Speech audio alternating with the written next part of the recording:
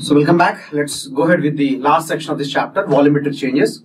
So here we are going to see volumetric changes due to loads and also temperature change. First of all, we are going with volumetric changes due to loads.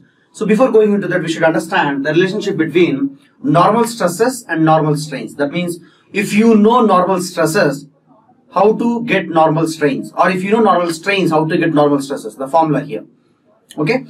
If you have a scenario where the member is like this, there is stress in x direction, this will be giving rise to strain x direction as sigma x by E.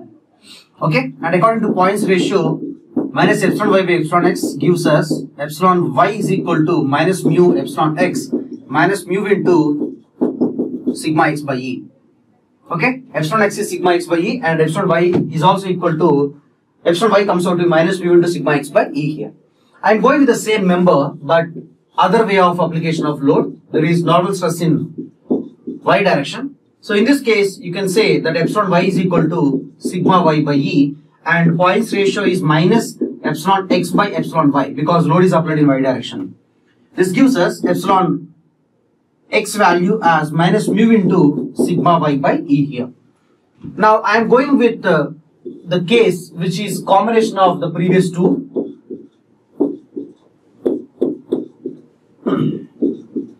So this is nothing but superimposition of these two cases. So simply we can add it up. So epsilon x is nothing but epsilon x produced due to sigma x, that is given by sigma x by E. Epsilon x produced due to sigma y, that is given by minus mu into sigma y by E. Same way, epsilon y comes out to be sigma y by E minus mu sigma x by E. Okay. So this is a case where there is only sigma x and there is only sigma y. If you have a scenario where sigma z is also there, you will be getting equations like this: sigma x by E minus mu sigma y by E minus mu sigma z by E. Epsilon y, sigma y by E minus mu sigma x by E minus mu sigma z by E. Here sigma z by E minus mu sigma x by E minus mu sigma y by E. Understood? So these equations are given the name as generalized Hooke's law.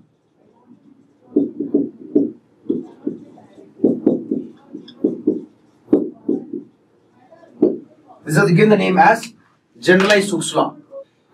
Okay, so and again, as we are giving the name as Hooke's law, kindly remember that these are valid for only mechanical cases of stress and strain. Valid for only mechanical cases of stress and strain. Mechanical cases of stress and strain. Okay. So based upon this formula, you can solve this question. After this, we'll go with the first part of this section, that is volumetric changes due to loads. If you see the question, there is pressure acting in x direction in a compressive way and y direction also in compressive way. Okay. So pressure, whenever it causes a stress, it will be giving rise to compressive stress. So sigma x is 250 megapascal, sigma y is also 250 megapascal in a compressive way. Sigma x is equal to minus 250 megapascal, sigma y is also minus 250 megapascal. Now, to get Poincare ratio, we need epsilon x, epsilon y also. In this one, if you see, epsilon x, it is final length minus original length by original length in x direction. Final length in x direction is nothing but L minus 2 delta and original length is equal to L. So this gives us the value as minus 2 delta by L. So epsilon x comes out to be minus 2 into delta, that is given as 0.001. Original length is equal to given as 2 meter. So epsilon x value comes out to be minus 0.001. In the same, if you do calculation, epsilon y also comes out to be 0.001. So you should remember that epsilon x is, strains are coming out to be in negative and stresses are also in compressive way. So let's apply this condition. Epsilon x is sigma x by E minus mu sigma y by E. I am not putting z because there is no stress in z direction. Okay. So if I substitute in this one, I can get the value of mu because I know everything. In this question, they are given Young's modulus as gigapascal, 200 gigapascal. So epsilon x is equal to minus 10 power of minus 3 is equal to sigma x minus 250 into 10 power of 6 by 200 into 10 power of 9 minus mu into minus 250 into 10 power of 6 whole by 200 into 10 power of 9. If you simplify this, this comes out to be minus 10 power of minus 3 into 200 into 10 power of 9 is equal to minus 250 into 10 power of 6 whole into 1 plus mu. This gives us, if you simplify, minus 200 into 10 power of 6 minus 250 into 10 power of 6 into 1 plus mu. 1 plus mu is equal to 20 by 25, 4 by 5. So mu is equal to 1 minus, 1 plus mu is equal to 20 by 25. 5 4s, 5 5 is 20. So mu 4 by 5 minus 1. No, there is some mistake here because we are getting negative value of negative value here. So epsilon x is this one here. Minus minus. Oh, here we will be having minus sign only because we are taking out minus 250 megapascal outside. So minus only here. Minus. So 1 minus mu is this value. Mu comes out to 1 minus 4 by 5 is equal to 1 by 5 is equal to 0.2. This is how you have to solve this question. Okay. Let's go with the volumetric changes due to loads. First part of this section. We're going to use this generalized Hooke's law result. Okay. Kindly put the title. I am rubbing the board. I hope everybody have got the answer. So here we're going to apply these Hooke's law equations here. Volumetric changes due to loads. First of all, we'll look into volumetric changes due to loads or stresses due to a rectangular bar or for a rectangular bar. So we are taking a rectangular bar like this. It's having one of the dimension along x-axis, another dimension along y-axis, and so on like that. So this is x, so this is y, and this is z. If you take volume of this rectangular bar, it's nothing but length into breadth into height. So if you do partial differentiation, it becomes LB into DH. So B into H into DL plus L into H into dV. You divide by volume on both sides. LBH, LBH, LBH. dV by V is dH by H plus dL by L plus dB by B. If you see here, these are nothing but strains in three perpendicular directions because one of the dimensions is along X, another dimension is along Y, another one is along Z. So it can be written as, so this is very standard formula. In fact, we are going to get the same answer for other shapes as well. So that's why we are going to take cylinder as well after this one. Okay. In this one, if you substitute these equations, generalized Hooke's law equations, epsilon x is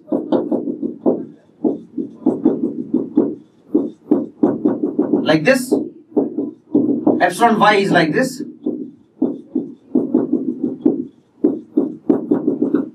and epsilon z is like this.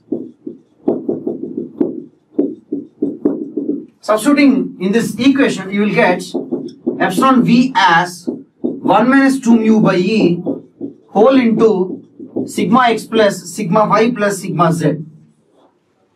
Epsilon v is 1 minus 2 mu by E, sigma x plus sigma y plus sigma z. So here, to derive this equation, we haven't used generalized Hooke's law. But to derive this equation, we used these equations, right? Understand? So, this equation, the first equation will be valid for all cases.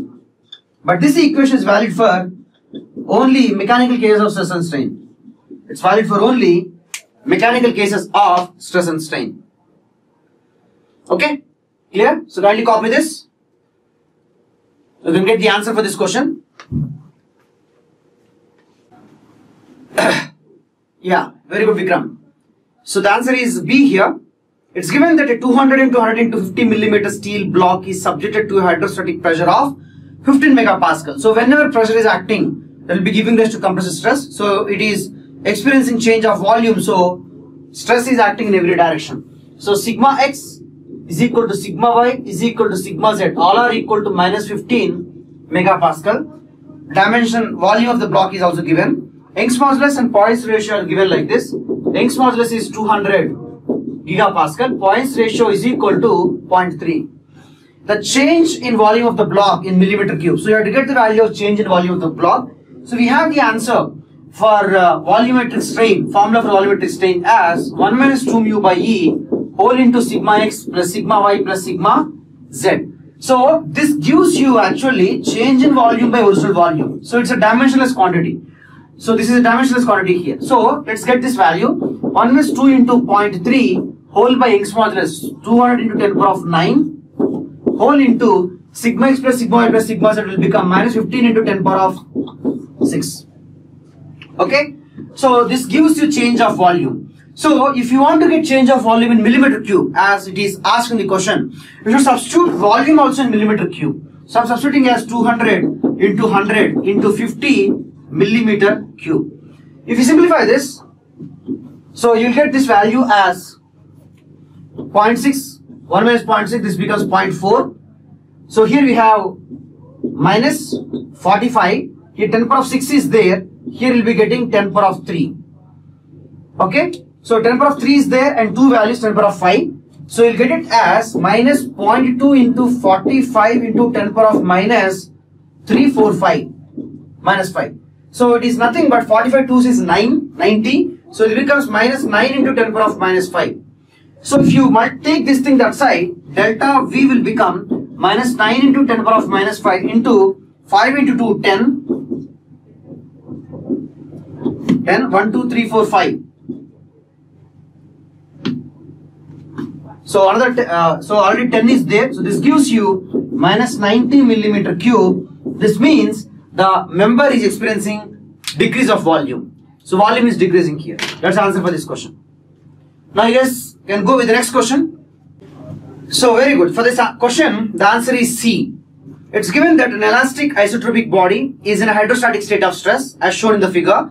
For no change of volume to occur, what should be its Poisson's ratio? So we have a formula for volumetric strain or change of volume by original volume as 1 minus 2 mu by E into sigma x plus sigma y plus sigma z. I am taking this equation because we are going with hydrostatic state of stress. That means due to pressure, sigma x, sigma y, sigma z are produced. So here some stress is there because pressure is being applied. So this value is non-zero. Okay? They are saying change of volume by original volume is coming out to be 0.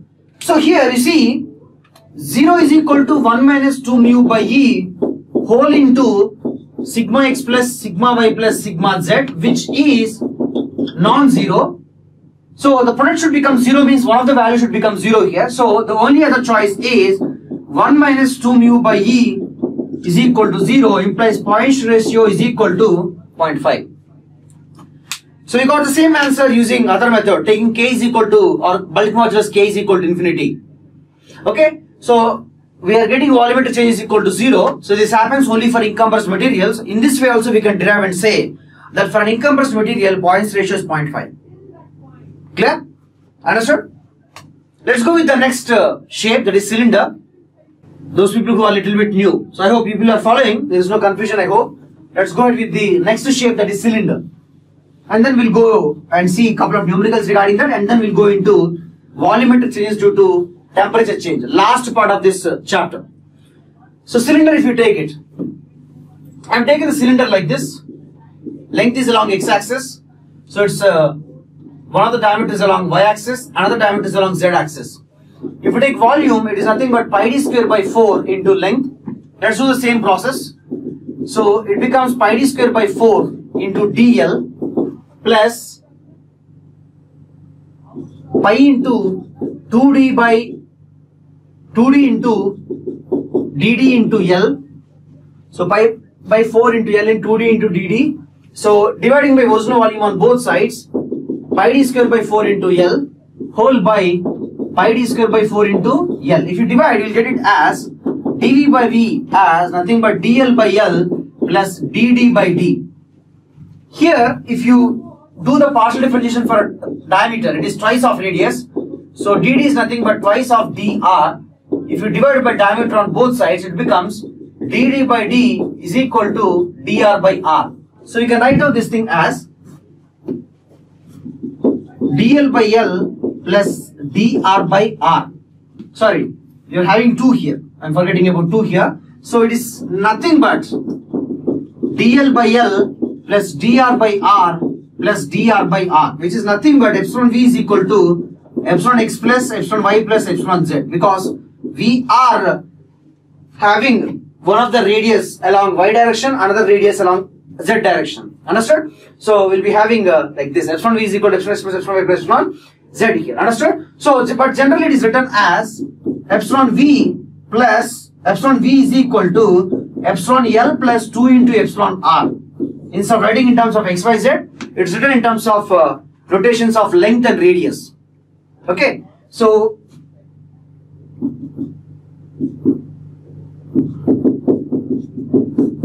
y and z are strains along radial direction. So this equation, as we don't use any Hooke's law condition, this is valid for all cases. Okay, but if you take this one, after substituting generalized Hooke's law equations, we will get the volumetric strain to be 1 minus 2 mu by E into sigma L plus 2 into sigma R. And this equation is valid for only mechanical cases of stress and strain. Once you are done with this, you can copy the next question, get the answer. Name of sigma R. Sigma R means stress along radial direction. Okay, and sigma L means stress along length direction. That's it.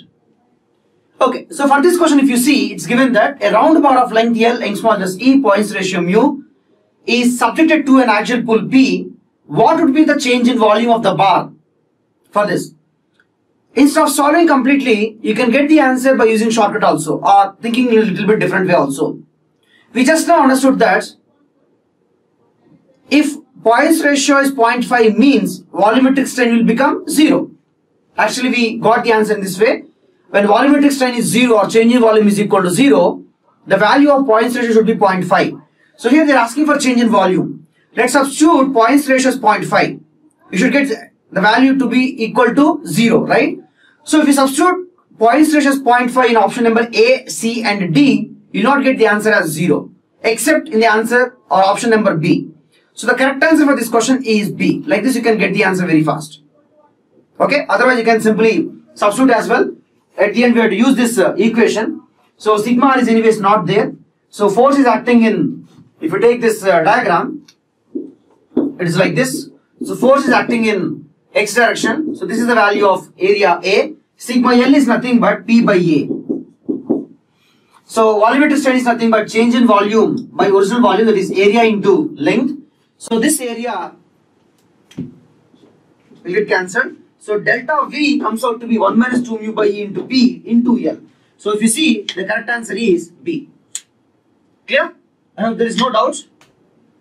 So we are done with this volumetric changes due to loads. Let's go ahead with volumetric changes due to temperature change. Okay?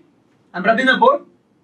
Chala Sanjay, the concept is same. If you take sphere, the only difference you'll be getting is sigma x, sigma y, sigma z all are equal to sigma r.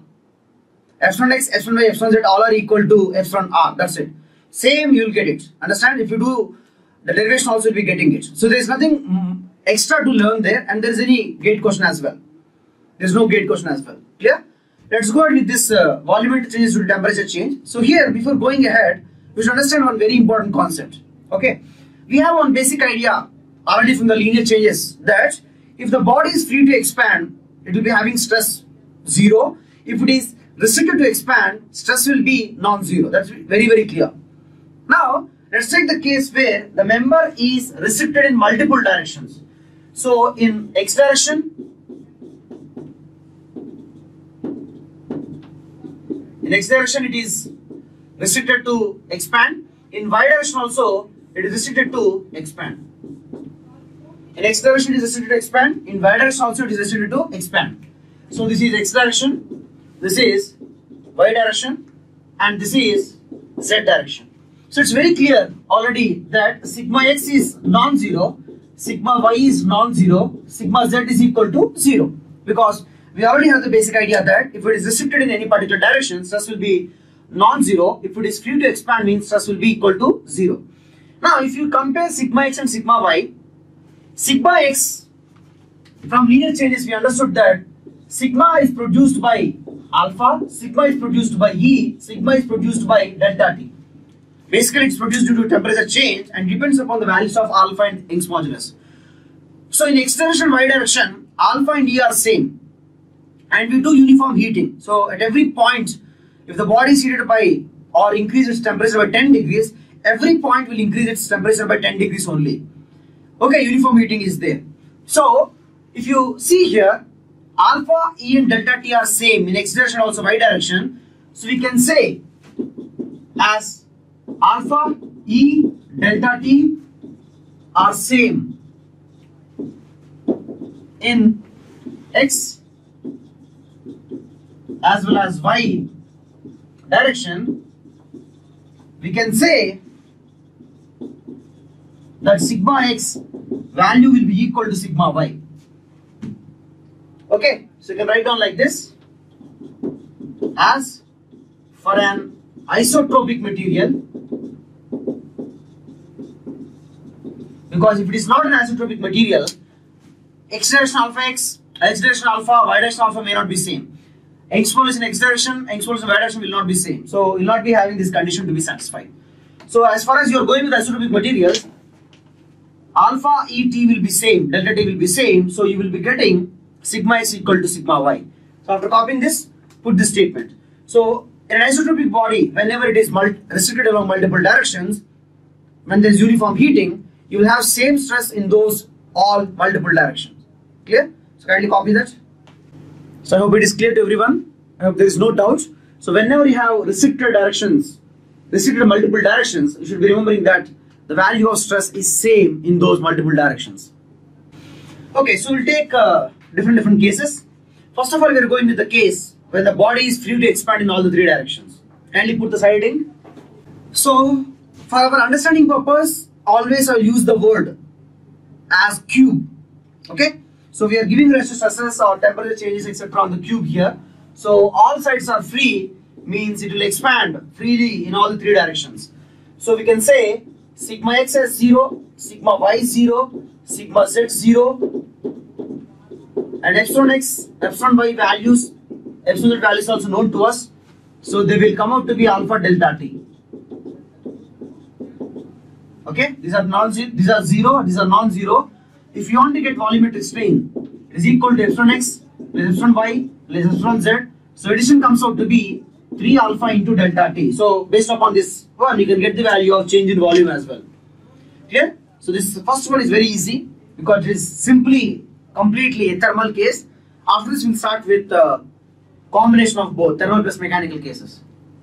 Okay, let's go with the next one. All directions are constrained.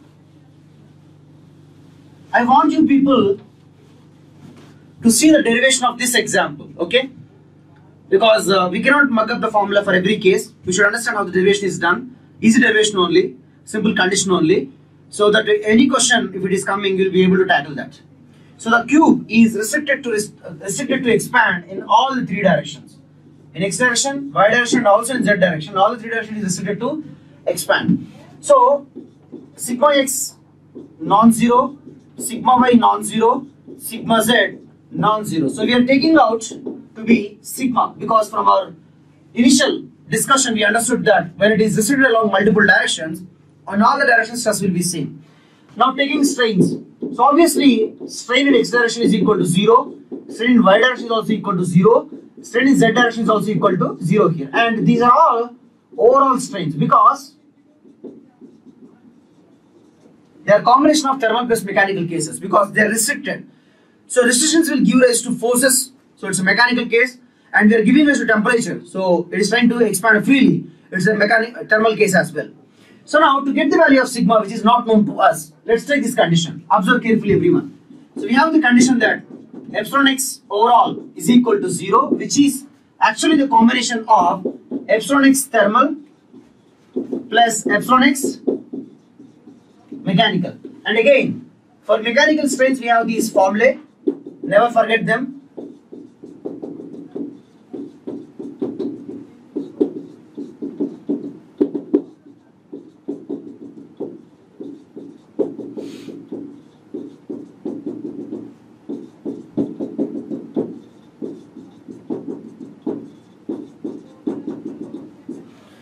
So overall strain is equal to 0. Thermal strain is obviously alpha delta T. Mechanical strain is according to this formula. Okay, but here everything. Okay, so those values are sigma here.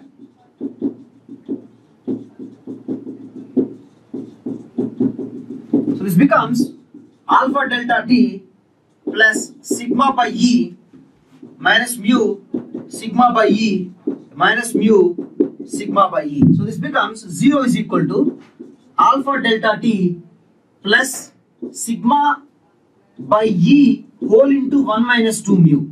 This gives us stress value is minus alpha delta T into Young's modulus whole by 1 minus 2 mu. So this is the answer for this question. I mean for this example. In fact, there is a gate question which is asked directly based upon this formula. Two questions. One question is compulsory or one question is directly the derivation. So solution for the question is directly the derivation. Another question is based upon this formula. So you can use the formula, you can get the answer. Okay. Anyways, kindly copy this. We'll go ahead with the next one. Another two cases are there and then we'll be completing this. So this derivation is very important. How we are taking this condition to get the unknown value sigma. That's very important. You are telling that we can remember this formula, right? Okay. We have other two cases. If you are able to remember all these formulas, that's fine.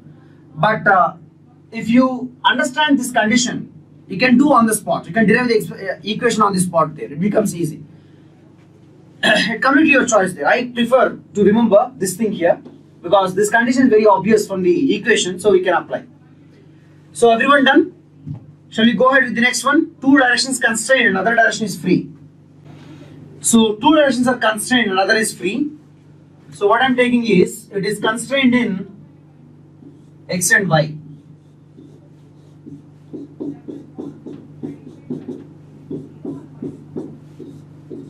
And it is free to expand in z direction. So this gives you sigma x non-zero, sigma y non-zero, sigma z as 0, and epsilon x, epsilon y, epsilon z overall.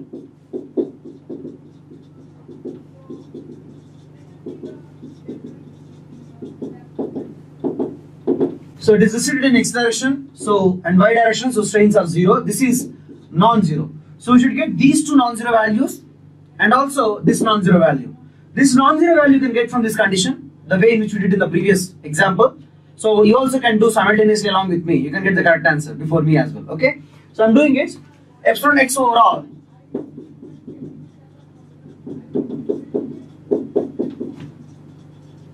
It's epsilon x thermal plus epsilon x mechanical. 0 is alpha delta T plus epsilon x mechanical means sigma by E minus mu sigma by E minus mu 0 by E. This gives us alpha delta T is equal to sigma by E into 1 minus mu.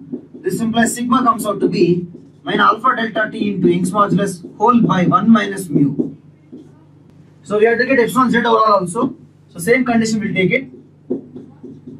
Epsilon z overall is equal to epsilon z thermal plus epsilon z mechanical. So thermal is alpha delta T, mechanical is sigma z by E. So that is 0 by E minus mu sigma by E minus mu sigma by E. This comes out to be alpha delta T minus 2 mu sigma by E. So substitute sigma value from here. You can get alpha delta T minus 2 mu by E into minus alpha delta T into Young's modulus whole by 1 minus mu. So if you simplify this, you will get the value as E and E will go, alpha will go 1 plus 2 mu by 1 minus mu. So you will get 1 plus mu by 1 minus mu. This is the epsilon z overall. So what are the free expansion is happening? This is equal to this much here, corresponding to epsilon z overall strain. If you are done with this, we'll go ahead with the last one and then we'll see numericals. So two directions free and third direction is constrained. So it is simply nothing but the example which we took for linear changes.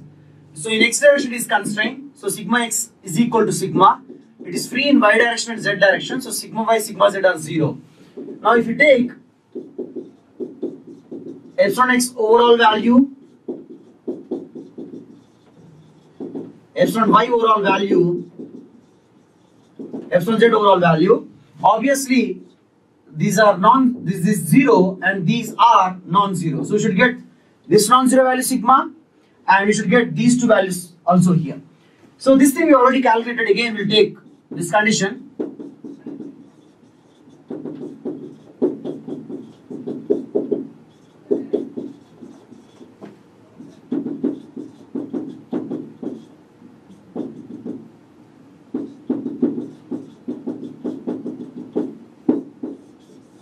So sigma is equal to minus alpha delta t into Young's modulus. So this is the formula which we already derived, okay, already known to us. So let's get these two values.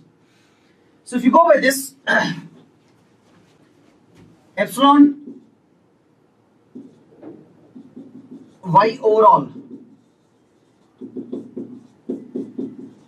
thermal plus epsilon y mechanical, overall strain we don't know, we have to calculate this.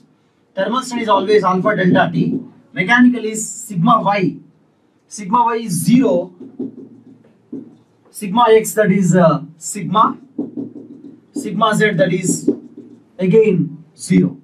So alpha delta t minus mu by e into sigma, and we know the value of sigma as minus alpha delta t into Young's modulus. This gives us alpha delta t into 1 plus mu. So this is the value of epsilon y overall. If you do the calculation for epsilon z overall, you get this as same value. So read it as alpha delta t into 1 plus mu. So this is the answer for this question here, or this case here, okay. So by looking into this question, next slide, you can give me answer very easily. Yeah. So for this question, there is nothing extra to study because it's a very direct question. So they taken the second case where the body is restricted in all the three directions. So what is the value of stress? So the derivation has already given us the answer as A. So the answer for this question is A, minus alpha delta t into Young's modulus by 1 minus 2 mu. Okay. Let's go with the next question. It was asked in 2019 exam in mechanical engineering paper. So it's given that a solid cube of side 1 meter is kept at a room temperature of 32 degrees centigrade. The coefficient of linear expansion of the cube metal is 10 power of 5 per degree centigrade and bulk modulus is 200 gigapascal. So alpha is 10 power of minus 5 per degree centigrade. The given bulk modulus here 200 gigapascal. If the cube is concerned in all directions, all around, and heated uniformly to 40 degrees centigrade. So here we can say delta T is equal to 10 degrees centigrade. Temperature is rising here. Then the magnitude of volumetric mean stress induced due to the heating is. So we have the formula for this case as minus alpha delta T into Young's modulus by 1 minus 2 mu. But we don't know the value of E and Poisson's ratio mu, but bulk modulus K is given. So we can easily get the answer because we have the formula for relationship between bulk modulus, Young's modulus and Poisson's ratio like this. So we can write down this E by 1 minus 2 mu as nothing but thrice K. This implies volumetric stress, or the stress is nothing but alpha delta T into thrice K. So minus alpha, that is 10 power of minus 5, delta is 10, thrice K, 3 into 200 into 10 power of 9. So here we see that 9, 10, 11, 12, 10 power of 12 minus 5, 12 minus 5, 10 power of 7. So it is nothing but minus 60 megapascal. So 60 megapascal compressive. So 60 megapascal is right answer only. You guys can give me answer for this question. I think it's the last question. We're done with this chapter. So for this, it's given that a steel rod of 10 millimeter in diameter and 1 meter long is heated from 20 degrees centigrade to 120 degrees centigrade. So delta T is equal to 100 degrees centigrade. Young's modulus is equal to 200 gigapascal. Poisson's ratio is 0.3. And coefficient of thermal expansion is 12 into 10 power of minus 6 per degree centigrade. If the rod is not free to expand along the lengthwise direction, the strain developed in the lateral direction is. So we have derived lateral strain on epsilon y or epsilon z as alpha delta t into 1 plus mu. Is it right? I hope there is no mistake in this. So if you substitute 12 in 10 power of minus 6 into delta t, that is 10 square 100, 1 plus mu 1.3. So this gives you 12 into 1.3. Okay. So